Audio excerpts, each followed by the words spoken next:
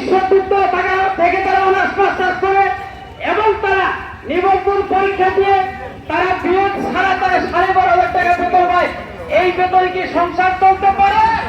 সুতরাং আমি বলতে চাই সরকার বাহাদুরকে, মাননীয় প্রধান উপদেষ্টাকে, শিক্ষা উপদেষ্টাকে, শিক্ষা সচিবকে, আপনি অতি সত্ত্বর বাংলাদেশের এই শিক্ষকদের দিকে তাকান। আজকে তো এরা অবহেলিত, এরা বঞ্চিত, এরা বেশি কিছু চাচ্ছে না।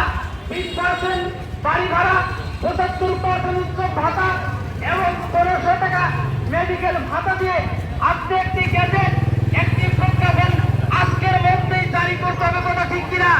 সম্মানিত শিক্ষক বৃন্দ, আমরা আশা করি সরকারের কাছে যার শুভবোধ হোক আজকের এই শিক্ষকদের প্রতি এহসান করে